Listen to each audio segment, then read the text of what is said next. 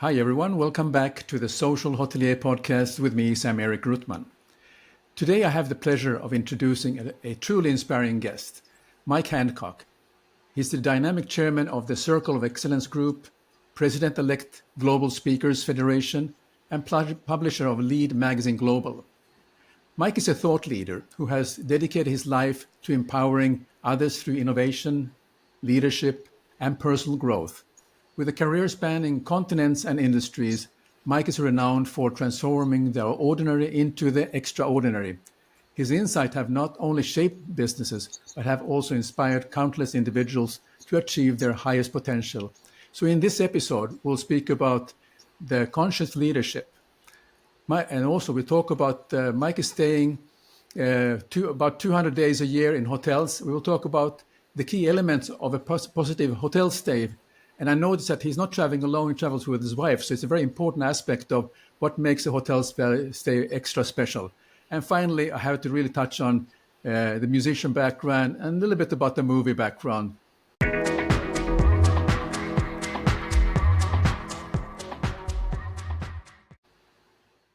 Hi, Sam.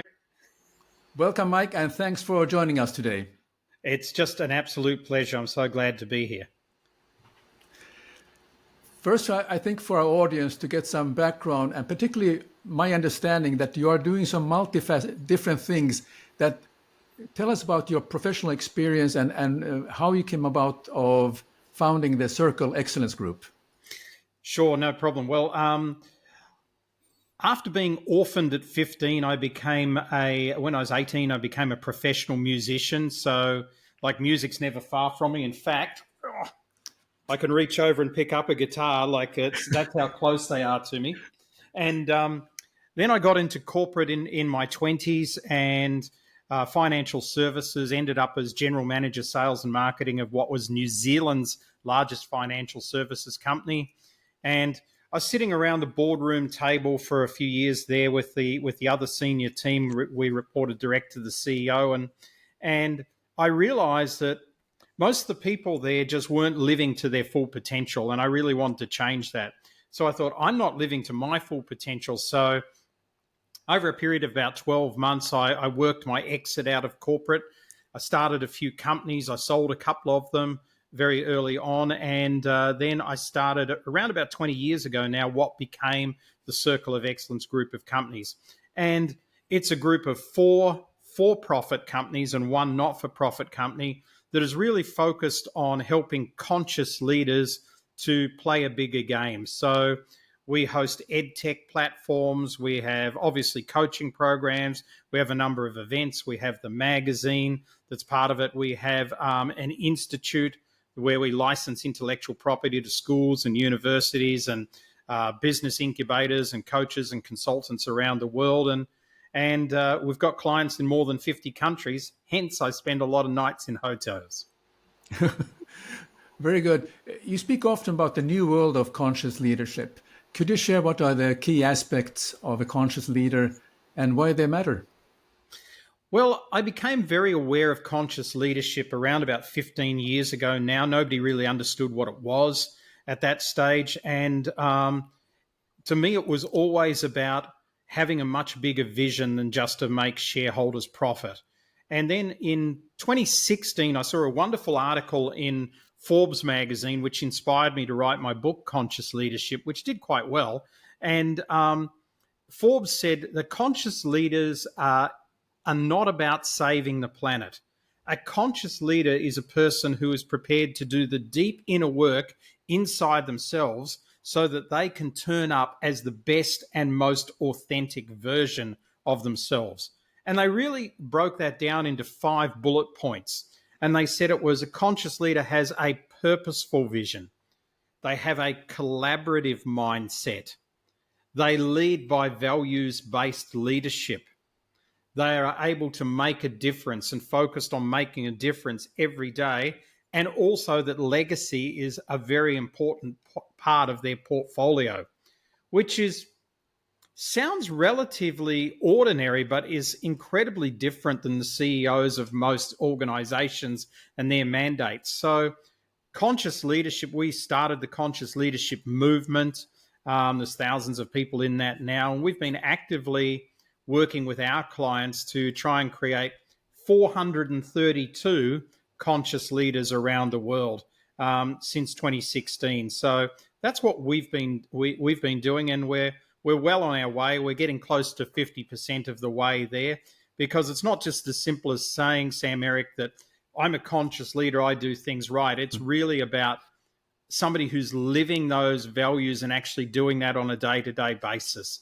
And that's, for us, we have a very clear way of what that means for us. And our overall objective there is to be able to influence just 1 million people. So many people talk about billions of people. We just want to influence 1 million people, which is a country about the size of Estonia.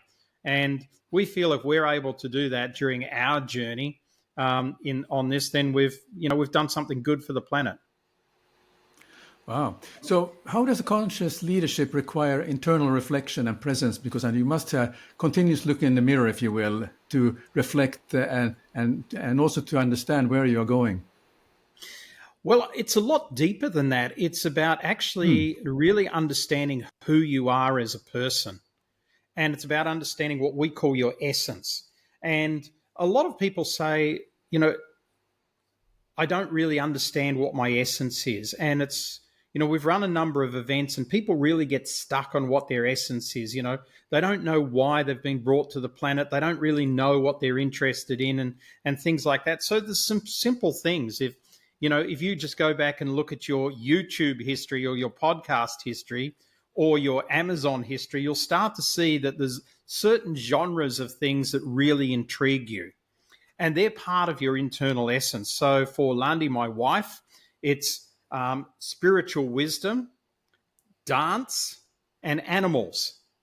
She's obsessed with that. So when we go to a country, for instance, when we go to your country, Finland, the first thing she wants to do is go to Lapland and look at the reindeer and interact with the local, animals that we don't get in the country in which we live. For me, it's very much about my essence is music, ancient wisdom, and travel. Now, part of Landi's essence is travel as well. So I believe that we owned a travel company for some 10 years, and we led a lot of tours on that travel company. It was called Soul Journeys. And we realized that people don't like to travel because they want to see other cultures or experience the food or anything like that. They were all secondary. We realized that people love to travel because of who they are when they're traveling.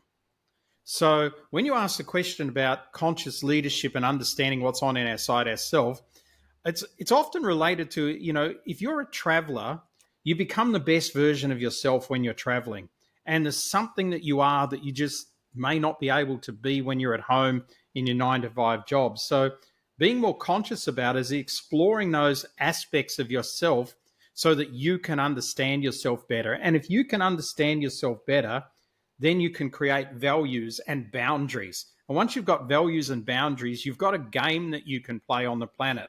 Whereas most people go through a game, they're like on a soccer pitch with a soccer ball, but all they know is there's a goal somewhere, but there's no rules. They don't understand who the opposition is. They don't know what happens if they touch the ball with their hands or if they kick it out or anything like that. Values and doing that deep inner work inside yourself and understanding your boundaries starts to draw your rule book for your life. And once you've got that, it makes it pretty easy to say yes to things and no to other things, which is anything from relationships to clients. Yeah, absolutely. But because it has such a deep meaning what you're talking about. Voice like compassion and empathy, not only to yourself but also to other people. How important is that in the conscious leadership? The empathy factor. I'm very curious about that. Hugely important, because empathy, by its definition, is being able to put yourself in the shoes of somebody else. So it's not about looking at somebody and going, "Oh, poor them, they're not doing well," or they've got an illness or something like that. It's literally being able to say, if I was that person who had that illness or had just gone through that financial situation, how would I be feeling then, and how would I react in that situation? That's what empathy is about. However, being conscious also means that you can consciously discount that. So, for instance, in my life, I'm on the board of 3 not-for-profits, one based in India, one based in Australia, and one based, technically, it's actually based in Canada. So I spend an awful lot of time on that. In fact, 3 meetings of mine today have been for those not-for-profits. And I spend an awful lot of time, I invest an awful lot of money in that. And, we've had our own orphanage in Cambodia for many years that we've sponsored.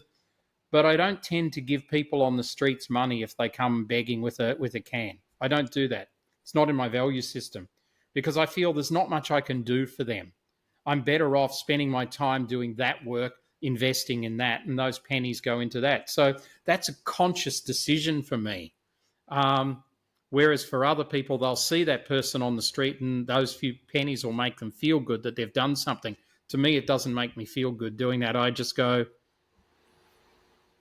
it's not going to help them that much. Now, having said that, we've got 2 people that live very close to us, and every time they see us, we give them some money, right? But they're like guardian angels for us. They're not people who stand at traffic lights, which happens a lot in Africa and Asia when people don't have money. Yeah. So you're spending a lot of, you talk about India and you talk about the ancient wisdoms and so on. Can you speak a little bit about that? Because I have read somewhere that you are you're deep into these type of subjects, and also how that can relate to the conscious leadership. Well, I'm a great believer in that the past gives us a lot of lessons for today. So one of my friends stated the fact of ancient wisdom, modern solutions, and I think he's very right in that. So during my journeys around the planet, and I've been to 114 countries now, many of them more than 20 times, India being one of them, I've been there 22 times. Every time we go there, we always find an aspect of somebody with wisdom that we can talk to. So, we've talked to the shaman in Mongolia, we've talked to the head of the Hindus in India and things like that. We've talked to people in Iraq that are ancient wisdom experts there. We've talked to Catholic priests in Mexico about what they're doing. We've talked to imams in Mongolia about their version of the Quran and things like that. So we're constantly been seeking this wisdom, and how it relates is it often helps us in our modern world. So to give you an example of that, I've studied Pythagoras. He wasn't a mathematician. That was the third thing he did. Very firstly, he was a musician, and then secondly from that, he was a philosopher. So if we look, Pythagoras had the Pythagorean Academy, which is in southern Italy, Crotone. And, that was 2,500 years ago. He had 2 schools there, the Acoustica and the Mathematicoi. The Mathematicoi, which is what he's known for and what we got taught in schools, were day students. The Acoustica were boarders. And those boarders, in order to qualify to be part of the Acoustica, you had to go and walk what they called the Rainbow Bridge. And that meant 7 days on red food, 7 days on orange food, 7 days on yellow food, 7 days on green food, and to go through the concept of the rainbow to purify your body so that you could become a boarder. Now, they learnt music, and Pythagoras and the people that came out of the Pythagorean schools created what we have today as modern Western music. All the scales, the Lydian scale and things like that, any musician will know what I'm talking about, are all Pythagorean. But he also said that there is a humming in the spheres and a music in the spheres. And what he meant by that, which is really good ancient wisdom if you dig into it, which is now proven by science, is he was the first person to say planet Earth has a vibration, which is its resonance. It's actually F sharp. It's 7.52 hertz, if my memory serves me correctly. But all the other planets in the solar system also have a vibration, and together they make a musical scale, which gives us harmony and is part of what glues our solar system together, if you like. So when we look at it, we can look at that today and say, well, human beings also have a soul note. Now, that's why sometimes when your friend says to you, come and meet Bob, he's really such a great guy and I love him to bits. And then you go and meet Bob and you think, I don't like Bob at all. There's something wrong with him. There's nothing wrong with Bob. It's the fact that you're not resonating with him at a soul level. So some of this really ancient stuff can allow us to make decisions. And, the corporate that I work for, Sam-Erik, just to round off your question, I realized that sitting around that boardroom table, there were 8 of us, including the CEO. I realized that I was the outlier. I was the different one. Everybody else was basically the same. And so that's not going to progress a company at all. And in fact, the company was doing okay, but then I left. I'm not saying this is because of I left, but I mean, this is a major corporation, billion-dollar company, basically dropped to 50% of its production in the next 2 years because the person they replaced me with was very much like the people around the table. And you've got to have differences. This is a diverse world. I remember speaking to Landi, my wife, asked the shaman in Mongolia, what do you think about religion on the planet? And he said, every religion should be celebrated. He said, the leaders of, the different religions, whether they be Buddhist, Muslim, Christian, Baha'i, whatever your faith is, should be able to sit around the table and share the greatness of each religion so that everybody can learn and benefit from that. I thought that was so profound coming from somebody who, lives on the nomadic steppes of Mongolia, rather than us super sophisticated Westerners who, if somebody's different than us, we poo-poo them and say, no, they're different. I like my people, whatever that is. And we're seeing that, in America with politics at the moment. And I mean, it's not only America, it's in all countries, but it's really in our face about politics at the moment. And being conscious is about able to understand somebody else's point of view. It doesn't mean you have to agree with them. Exactly. Oh, that's very fascinating what you're talking about. I'm going back a little bit to the conscious leader that you are training and coaching and so on. How to ensure their well-being and to stay motivated and competent? Because I think they have to find a way how they are nurturing themselves through different influences. Because they have a responsibility, but also that they are not that stagnated, but they're growing in their role. It's lonely at the top, is what they say, right? But it's lonely whether you're a CEO or an entrepreneur running your own business as well. I know I'm talking to somebody tomorrow who's been a client of ours for 10 years. He came to us with an idea 10 years ago, and he said to me, all of my friends tell me this is a stupid idea, but I want to run it by you. And I said to him, I think it's probably the best idea I've heard in years, when he told me. Anyway, fast track 10 years later, he's listing his company on the New York Stock Exchange at the moment. He's not from America. He's originally from Africa, in fact, but he's living in the Netherlands these days. And it's a green tech company. It's a fantastic idea. But all that we've been doing with him every time we've met with him over the years is not talk to him about his business plan or about raising capital or anything like that. We've been talking to him about how he's being supported himself and his journey on this, because that's what conscious leaders need. They need the support of people. So we're very lucky, and we didn't set out to do this. It just happened. But in the Circle of Excellence, the company that we founded, we have our Circle of Excellence members, which is our top 250 clients. There's a phenomenal community in there, and they support each other. So everybody feels in the same boat together. So by, you mentioned at the start, we're off to Indonesia. We're running an event. One of our events is for our Circle of Excellence members there, where they fly in from around the world.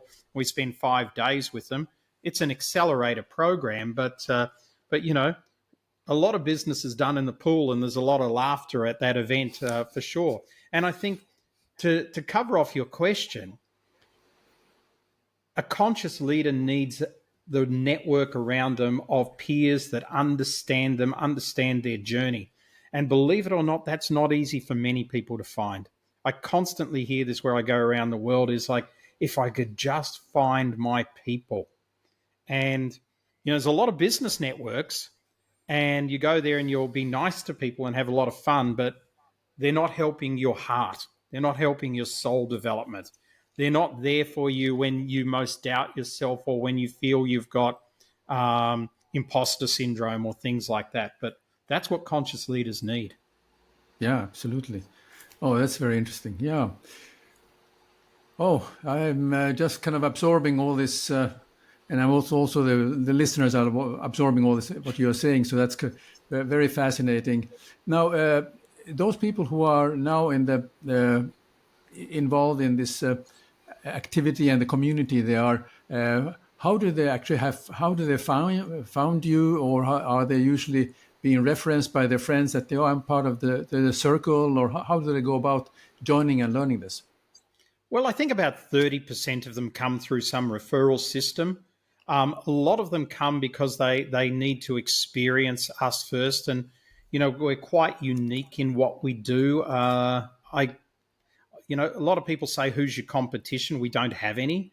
Globally, we don't have any. I've never found anybody who does what we do because we support leaders holistically, which means everything from the A to Z of business to, spiritual development and leadership development as well.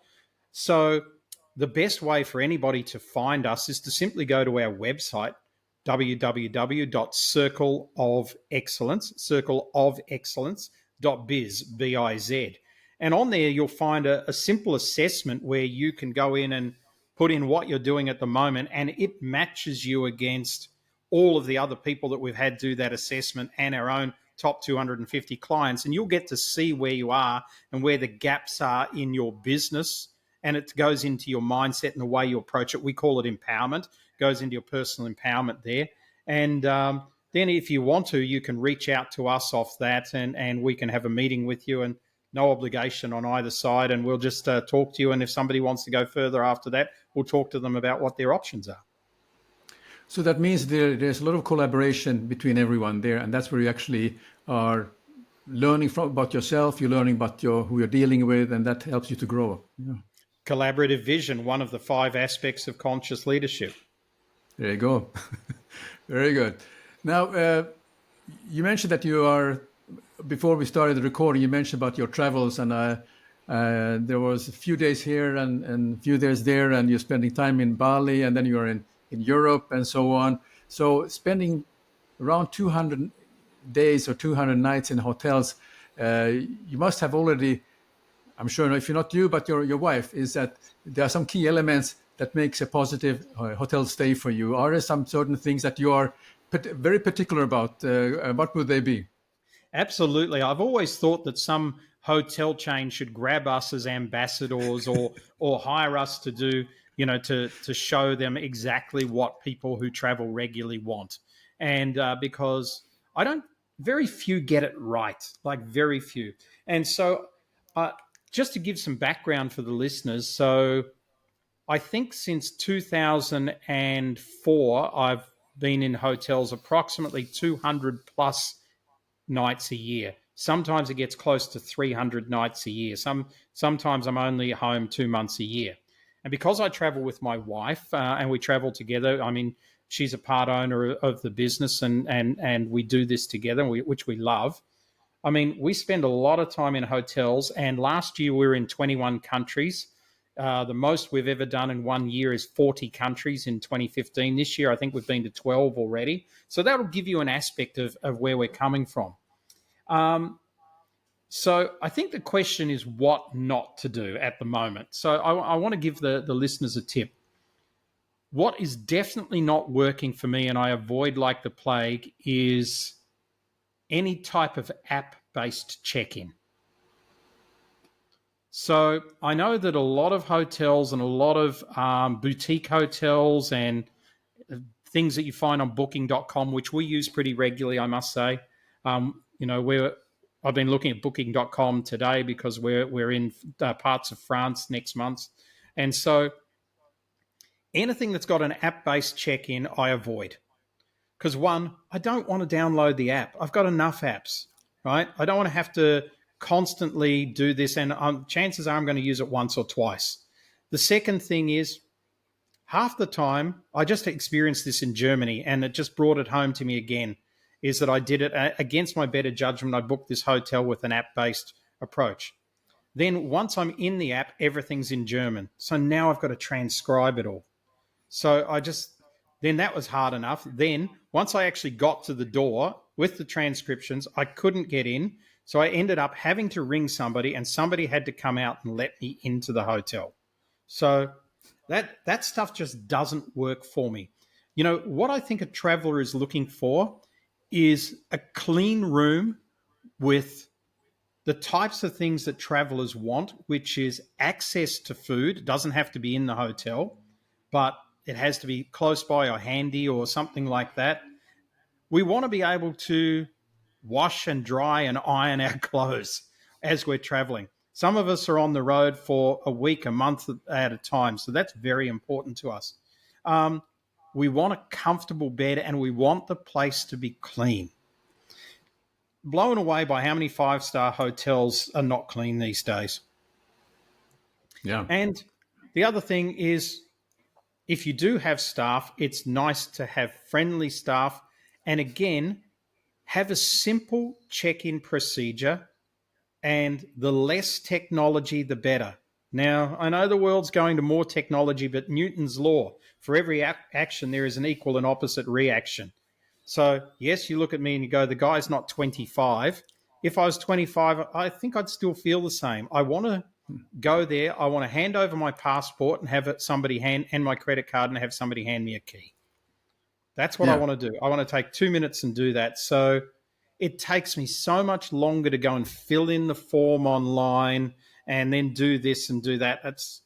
And I think the other thing for that, and then I'll let you throw some questions at me, some direct ones, is even the booking sites now like booking.com that go, I've booked on there, now I get an advice from the hotel that there's another set of forms that I've got to fill in. And that if I don't fill those in, they won't be able to guarantee me smooth entrance into the hotel. A traveler like me, I'm sometimes staying in 5 cities a week. So to go and do that is just super painful. I think, hotels sort of think that most travelers are mum and dad and the kids who take 3 holidays a year and they're staying in their hotel. Whereas I think they'll find that if they talk to their really fluid travelers like myself, we want some things that are different. Yeah. Now, one of the things I pay attention to when I travel with my wife is the arriving to a place, and I kind of have my antennas out once I get into the lobby. How are you about that? I mean, do you get your antennas out and get the kind of vibes, and is this going to be a friendly place, or are you just going to getting on with your business and give me your passport and you check into the room? Oh no, my antennas are definitely out, but also, you want people to be super friendly, but not not familiar. So that means that they're not saying, "Oh, hi, how's your day? Where did you fly from? How was your flight?" etc., etc., etc. And you feel like you have to have a conversation. There's always a level there, and some people do it really, really well. And I think often it's just a friendly smile and being efficient. People who try and multitask behind the reception desk are really painful because you're just like, okay, inevitably they'll get caught on something else, right? Yes. So you're halfway through checking through, then they'll pick up the phone to answer somebody in a room, and then that person will have a problem. So you sit there waiting, and you're like halfway through. So definitely my antennas are out. And the things I'm looking for is the cleanliness. I'm looking for just the vibe, the energy of the place. Is it dead, or does it feel like it has some life to it? Does it feel friendly? Do I feel safe here? There's a lot of cities you travel to around the world that these days aren't so safe. And I'm not talking about, the midst of some country that we've never heard of. I'm talking about cities in mainstream countries. I mean, we're going to Paris. I mean, very soon I'm going to be looking at safety as an aspect in the area in which we stay in, because Paris has good areas and bad areas. So you want to pick that up straight away, and you want to pick up that the hotel's doing things right and has and has the right things in place, which is just, it's manners and common decency. Yeah. That's what we expect. Being you have a musician background, maybe you can relate to this, that I consider a hotel stay like an operatic experience. I mean, it Absolutely. starts from beginning, and then you have the grand finale and so on, isn't it? And you expect that something amazing will happen to you. Maybe there's a little bit of drama, but then it turns out to be good at the end. Absolutely. But hotels they get too involved in trying to create something that maybe people don't want. For instance, we're running a conference in Bali. We've got two coming up. I mentioned one earlier, but then we're running a much bigger conference, which is called the Global Speakers Summit. We've got 300 speakers from over 30 countries joining us in Bali for 5 days. It's being run at a 5-star household name brand that's been around since the 50s. So that would be my guess, right? It's a beautiful hotel. We went there to do our site visit in February.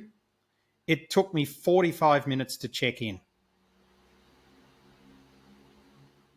So instead of having a check-in counter, you're now invited into a check-in area where you sit down, somebody takes your passport and disappears. What they don't tell you is because you didn't fill a form in before you come to the hotel, they're now running some sort of checks behind the scenes on you because it's an expensive 5-star hotel. This wasn't just me who experienced that. This was 3 people that were involved in the same process, all had waits between 20 and 45 minutes. I was the longest. So I'm going, guys, we can't bring 300 people here and give them this experience as the first touch point. What can you do? They are very gracious, and they can set up an area for us where they can put people in, and we can check in our people.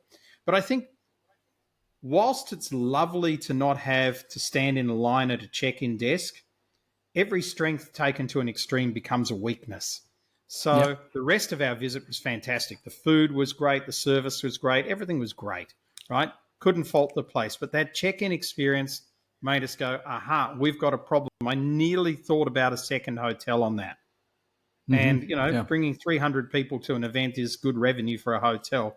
So I don't think, and I really know this, I don't think hotels run enough checks, blind shopping on their own experiences to see how people are experiencing their own hospitality and their own service. And by the way, I do love hotels that offer you a copy of your bill before you check out. That's nice. Because Yes. inevitably, there's always some problem on the bill somewhere or other. So that's always a nice one to have if somebody can do it. Yeah. COVID or Corona or whatever it's being called seems to be, it's like ages ago we had this. Everybody was wearing a mask, and you had all these things. I was just wondering, did you travel during that time, and what was your experience? How the hotels were dealing with this safety aspect and hygiene aspect? Was it more of people cleaning the rails in the lobby, or how was your experience during that time when you traveled? We traveled pretty much through that time, with the exceptions of the hard lockdowns. And often, Sam, the places that we went to were empty. In fact, 1 or 2 times, I think we're the only guests. If not, there's definitely 5% occupancy. And one particular hotel that we used quite a bit, I think we were back there every couple of weeks, and, every time we were looking for other people. So what I found was that the experience went away. It became very clinical and very... Now, obviously, hotels had to comply with whatever the laws were in their countries, but it became inhumane during that time. So, and I think a specific example of that was, we can't help you check in. Go over there. We've created a QR code. I hate QR codes, right? Any restaurant that uses a QR code, any hotel that uses a QR code, I just don't go back there. They don't know. I just don't go back. In fact, I stopped going to my favorite cafe because they brought in QR codes. What's wrong with the romance of seeing a menu? Okay. And everybody's telling me, oh no, this is for COVID reasons that we use a QR code. No, it's not for COVID reasons that you use a QR code. It's for another reason. So I think I'm not sure if I'm answering your question, but I think that was frustrating. But I Yeah, think the interesting thing was that in pretty much everywhere we went, nobody was wearing a mask until we turned up, and then the staff behind counters weren't wearing masks. They saw us and they go, "Oh, where's my mask?" and quickly put it on. you know, I don't blame them.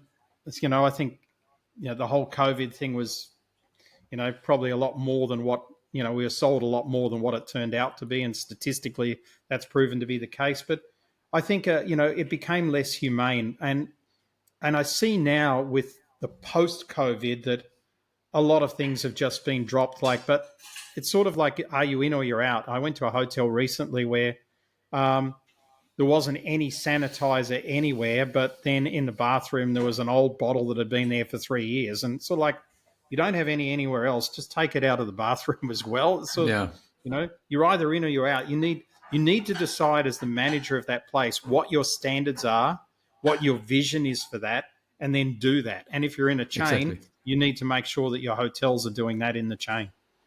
Yeah, absolutely. Okay, now I have a sort of a sentence for you or a thought, and I just wanted to get your feedback. And uh, and I like to know what it means to you. Hotels have an opportunity for a moment in time, a night or 2 nights, to make you feel like we are your tribe. You belong. You arrived, and we care for you. What does this mean to you?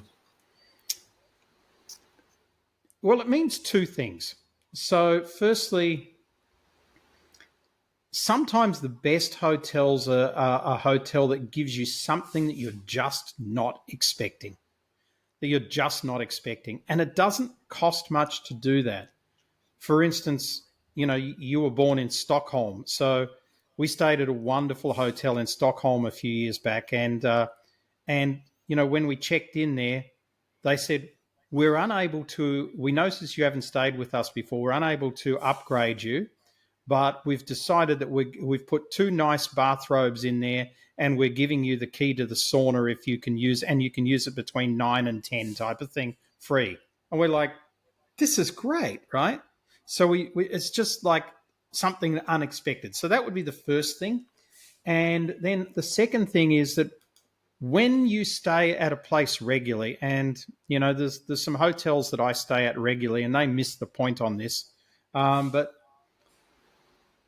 it would be lovely to walk in and have them go, "Hi, Mike, how are you today? How was your flight?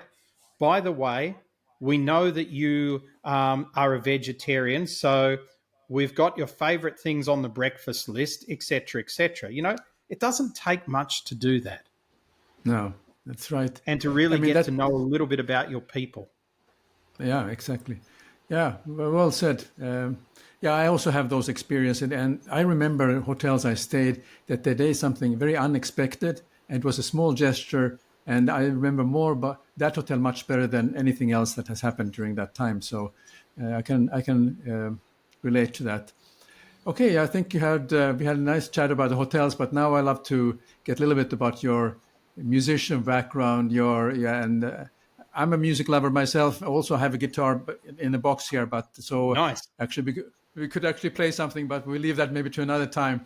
But I have there's a special power about music as a transcendental experience, or it transforms. And I tend to listen to music, and I listen sometimes to something from the 60s or some 70s, and takes me to that memory from that time. And just question, how do you harness the power of music to create moments that transcend the ordinary and connect listeners to something greater than themselves? Because I think you stand on the stage, so I'm sure you can relate to that. Oh, very much. And I think you've summed it up best. I mean, we all have those songs that take us back to that moment in time. The moment we asked the person out on the first date, that was the song. The moment we broke up with that person, um, a time in our life, when whenever I hear AC/DC, I'm sort of like 18 years old and hanging out with my buddies, and driving fast cars and going to the beach type of thing. That was just how it was for me. So there's those sort of things. So from that aspect, for somebody who, I'll give you 3 scenarios. Scenario number 1, if you're in any sort of job or career where you have to perform, and like, for instance, you're a salesperson, you've got to go make sales, then before you go to your sales meeting, don't listen to talkback radio or anything like that depresses you. Find the songs that uplift you the most, whatever that is. And just before, as you're going to that sales meeting, just play that playlist so that by the time you go to that sales meeting, you're feeling on a high. So you're going in there, you're feeling good. Your whole energy will be different. You're much more likely to get a sale. Second example is using music to bring you down. So for instance, you have a really bad day or something's really gone bad in your business or in a relationship or with a friend or a family member, and you literally feel like crying. Find that song that you cried to, put it on, let it out. You'll feel a lot better later on. Trust me, you will. And the other thing is, music has a way of generating, it's fundamental. The background of this answer, Sam, is it's basic quantum physics. All matter comes from light. All light comes from sound. Sound is the basis of the universe. So we are literally music. Our soul is literally music. So I'll give you an example to tell you what my third answer to that is. I had a client in Western Australia. He ran a manufacturing company, and they manufactured blinds and curtains. And he said, my productivity of my workers is just not up to scratch. I said, are you using music? He said, no. I said, go and buy a good sound system, like a JBL surround sound system for the factory. Put it in there. Go to Apple Music. Select light, chill music, right? But sort of chill dance music. No lyrics. No lyrics at all, because then people will listen to the lyrics. So instrumentals, play that all day. 3 weeks later, he said, my productivity's up 20%. Surely it can't be the music. I said, see, you're creating a vibe and a rhythm, and people will work to that. So, for us, whether we're vacuuming the house, back in the day when I used to have a home gym, which I don't have anymore, there's a gym in the building which I live in, which I don't go to enough. But back in the day, I had a home gym, and I was in my 30s. I'd go in to do my home gym stuff. I'd put on Metallica, because it made me lift and pump weights more. And it was like I could do that to the beat of the music.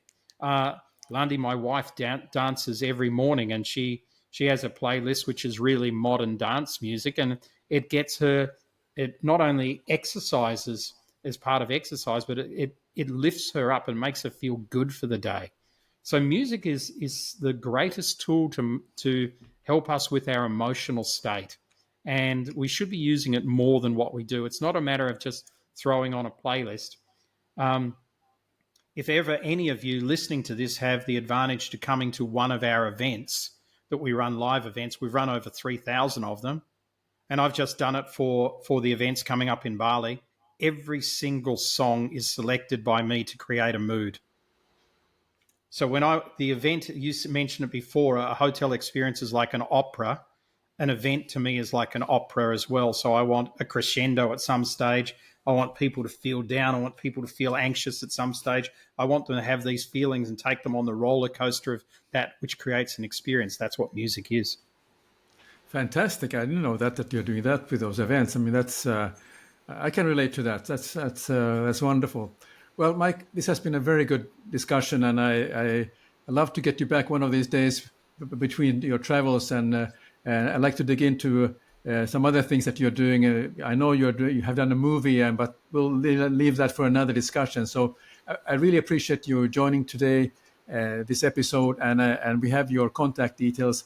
And if anybody wants to really reach out to you, is it better on the website or the what is your Or LinkedIn, preferred they way? can go to LinkedIn, which is Mike Handcock, Handcock, and they'll find me on LinkedIn as well, or the website www.circleofexcellence.biz. Excellent. Well, thank you, Mike. I appreciate you joining today's episode, and thanks for all the fantastic insight. I learned so much that I didn't expect to learn. I thought I was going to have a very basic discussion here, but you gave me a very full throttle about philosophy and things I never knew I would learn about. So thank you so much. Absolute pleasure, Sam-Erik. Thanks, everyone.